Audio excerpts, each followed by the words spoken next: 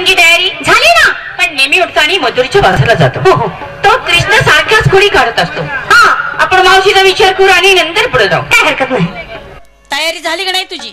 तयारी कसली माझी होती का? माझ्या घरात काही एक अडचण नाही. काय पण? अगं सासू सासरा नंदा दीर आहेत, हा, हा. जावाय नवरा आहे, त्याचे 2 पाय टरके खाली गाऊन 10-15 मुलं आहेत. मला कुणाची? गावाची काढली नाही, माझी जायची. चांगली गोष्ट आहे. चांगली गोष्ट म्हणजे काय, लॉकडाऊन पडल्यापासून 15 मुलं झाली. वाचली बघ मी. सरकारनं नियम काढला, घराच्या बाहेर पडायचं नाही, आम्हाला घरात कोंडून ठेवलं आणि नवरं मोकळं सोडलं, बाहेर ना आलं की आमच्या इकडेच की. अगो बाई. मावशी आता म्हणलं जगते का यात कोणाला. अजून लॉकडाऊन पडला तर 7-8 मुलं अजून होतच होते. नेमकी माणूसच आहेस का तू? बरं मी आपलं कट केलं म्हणून बरं झालं. बरं असू दे मावशी. हे असंच काहीतरी सांगतीस मग काय करू? आणि माग थांबतीस. काय आलं तुमची? मुलींची दैना काय केली माहितीये तुला? काय आलं? किती दैना झाले? अगो बाई, गेल्या बाजारी आमच्या बरोबर नव्हतीस. हा. कसं सांगू मी तुला? काय आलं? अगं कोणाचे माठ फोडले, कोणाचा पदरी वडला, कोणाची वेणी वडली, कोणाचा हात पकडला, कोणाच्या अंगासंग झटला. अगं बाया, बऱ्याच खोडी केल्या की तुमच्या. मग? अगं गेल्या बाजारी मी नाही आली तर माझी त्याने किती मोठी दैना केली माहिती काय? मी माझा नवरा एका ठिकाणी झोपलो होतो आणि रातच्या 12-1 वाजता आले आणि माझ्या हिनीची नवऱ्याच्या दाढीची गाठ मारली आणि अवला तिने रातच्या 2 वाजता माझ्या लुगड्यात काळ मुगा सोडले बघ. आणि मुगाच लागले धडपडायला. असं करायला लागलं. अगं बाई म्हणलं मला जाचाय काय लागले म्हणलं, लुगडं बंद करून बघा गेले तर असलं मोठं मुंगास. मग मावशी धरला हातानं दिलं फेकून. असा खोडील आहे होय. मग तू मला सांग, आज बाजारला जायचं का नाही जायचं? कशाला बाजार तुझी रोज खोड्या? काय गरज आहे आपणाला? जायचं, देवाचं दर्शन घ्यायचं, देवाला नवसं करायची. चालू वर्षी आपल्या पोचणे सुखी समाधान ठेव.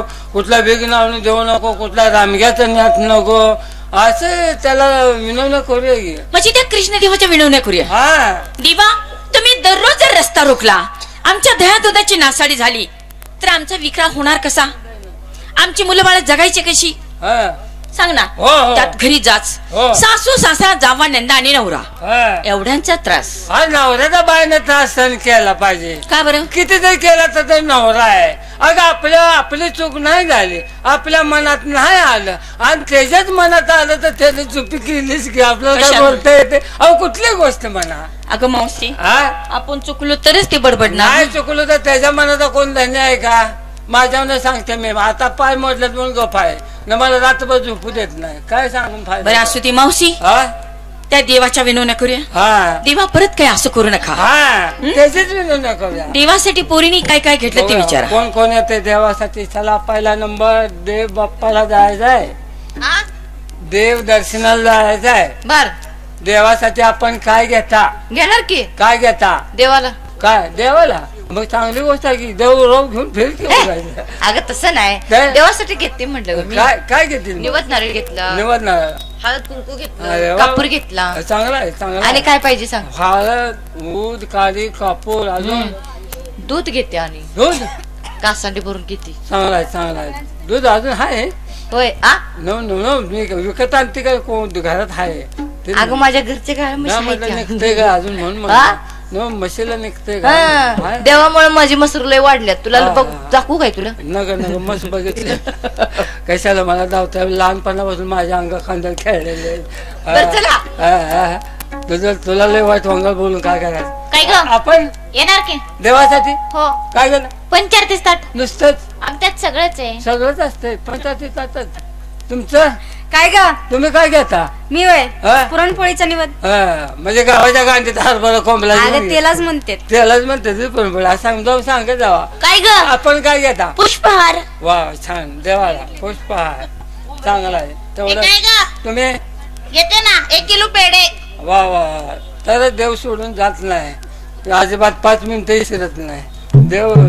तुझ्या आवडीचा. काय ग? आपण काय पोळी घेतली? काय झालं? कोण काय घेते? तुला काय आवडलं नाही का त्यांचं? देवाची भक्ती कशी असेल तुला जरा कल्पना ज्यादा आहे. हा हा हा. देवाच्या अगं भक्ती लहान आहेत मुली, हा. त्यासने अजून काही अनुभव नाही. लहान तू आहे. जरा समजून सांग ना. लहान अजून पहिल्यांदा दिसले त्या. अगं पहिल्यांदा देवाला आली. हा पहिल्यांदाच देवाला आले हो. दिसले त्या. हा त्यामुळे त्यांना कल्पना हा, नाही. हा, हा. आपण सांगा देवासाठी देवासाठी घेतलं ना. काय घेता? अगं काय लागेल ते देवासाठी घेतलं. काय घेते देवासाठी? आज मी दह्या दुधानं आंघोळ घालणार आहे देवाला. हा दहा दुधानं आंघोळ घालून देव वास मावते घाण जा माणूस तर काय? काय का त्याच्यात? नाही माझं नवस आहे ना. काय दहा दुधानं आंघोळ घालायचं? मी देवाला म्हणलं मी तुला अभिषेक घालते. हा. जी माझ्या मनात आहे हा. ती इच्छा माझी पूर्ण होती हो देव आणि ती माझी इच्छा पूर्ण झालेली आहे. झालेले आहे. म्हणून मी आता देवाला अभिषेक घालणार आहे. बर बर ठीक आहे ठीक आहे. हो. ओके तुझं ओके. याच्यावर काय म्हणणं आहे का? काय माझं सुद्धा अगं नाही. चांगलं चालत असताना मी त्यात विघ्न कशाला आणू? हो हो हो म्हणून म्हणत्या आता आणि- देवाला अभिषेक घातलाय चांगली गोष्ट आहे की. बरोबर आहे. हा मी बी देवाला साखर घालते. काय ग? एक दिवस तुला अभिषेक घालते. हा हा देवाला उचलून दुधातच बुडवते. हा गा गा गा गा. ताकद बुडवतीस का काय ग? अगदूच नाश होण्यापेक्षा देवाला बुडवायचा आणि त्याच ठेवायचा. नाच व्हायचा काही संबंध आहे का सांग? भुईला खाली सांगते मी. अगं देव आहे तू. बर बर आलं का ते ना? त्याचं ते देवानं दूध नाचतं का?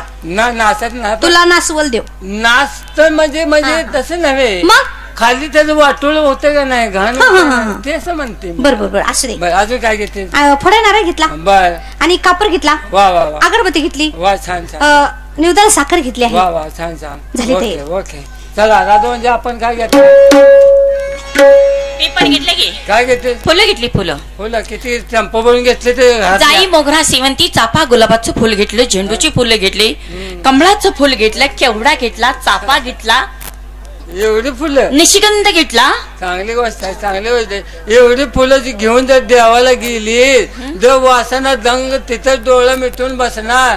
तुझ्याकडे बघायला सवड आहे का? अगं देवाच्या आवडीचं याकच फुल घे गे. कुठलं ग? हा धोत्याचं फुल असतंय ते माहित नाही तुला? ती तुझ्या कानात अडक. अगं त्याला वास नाही काय नाही कानात अडकवलं म्हणजे झालं. लय शाणेस. मग बरं तुम्ही काय घेतलं? आता मी म्हातारी बाई माझं काय आता सगळंच माझं खुटलं या. काय ग? सगळंच कुठलं म्हणजे नवरा बी तसा झाला आणि मी बी अशी झाले. म्हणजे? तरी बी तुमच्यासाठी म्हणून अंडन नामता घेतलाय देवाला.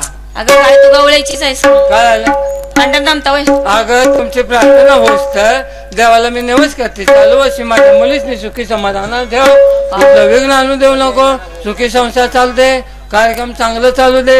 याबद्दल तुमची प्रार्थना होऊच तुम्ही देवळाच्या मागे अंडन नामता ठेवते आणि माझी मीच खाते तुमच्या संग येते. बरोबर. चला मी रस्ता काढते. खातेस होय?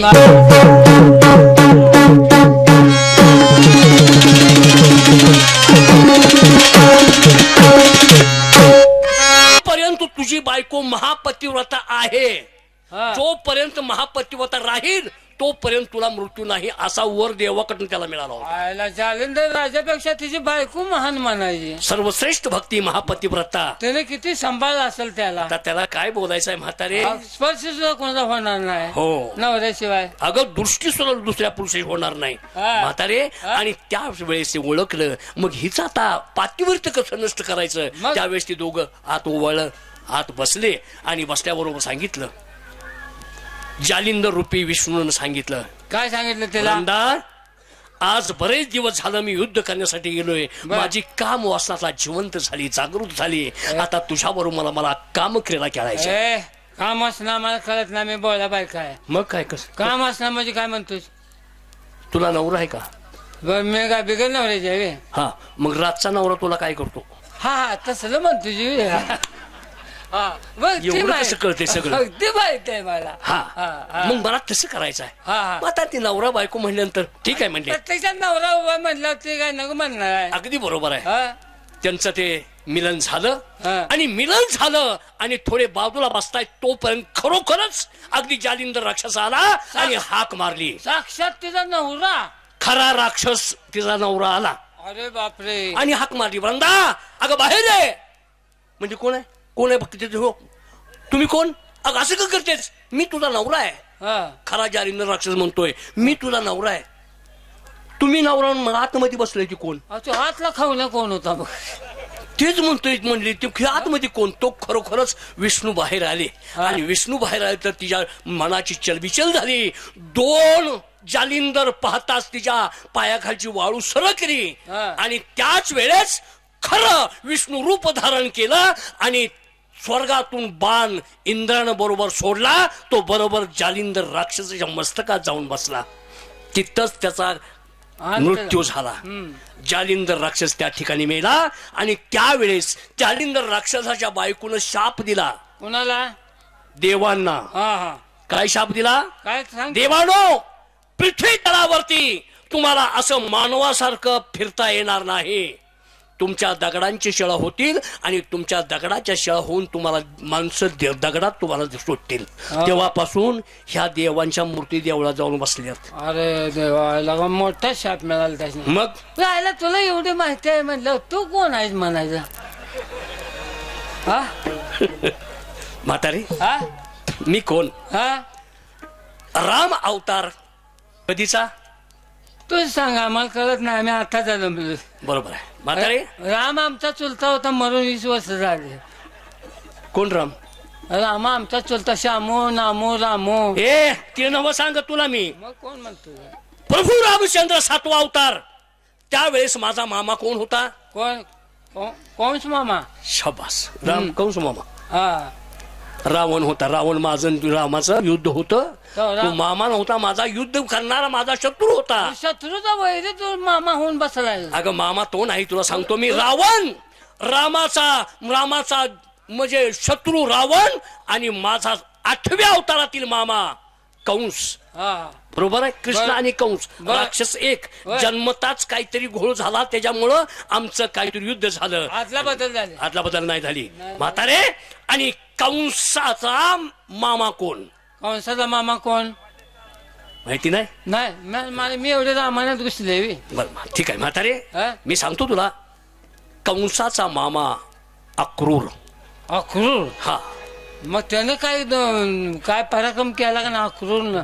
आणि त्यावेळेस माझं हृदय भरून येते. म्हातारे, तुम्ही निघालात देवाला शोधण्यासाठी जर निघालात. काही भक्त मला वाचवण्यासाठी आले, तर काही भक्त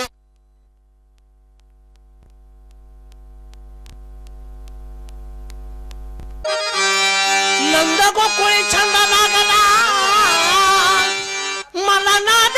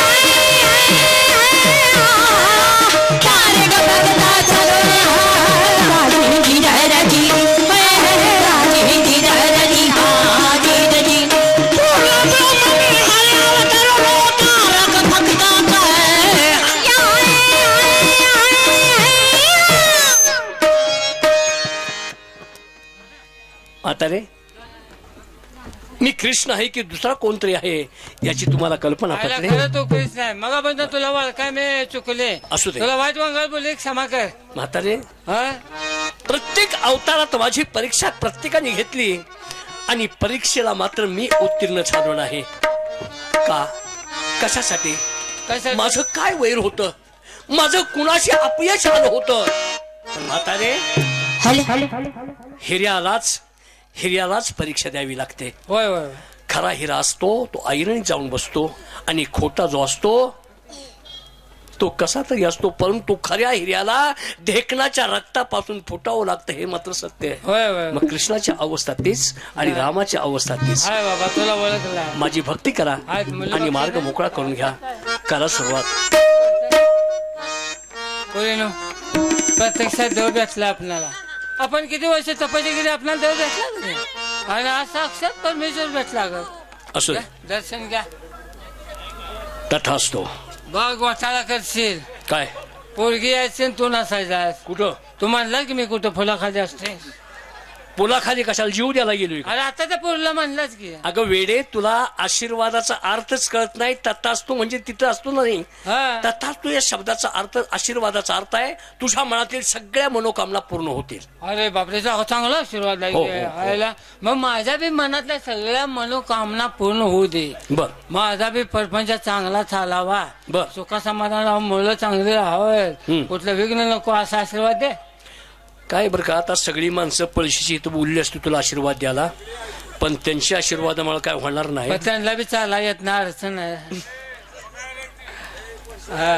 बर का, सगळी माणसं जमले तिथं सगळ्यांनी आशीर्वाद द्यावा तर बरं होईल. तू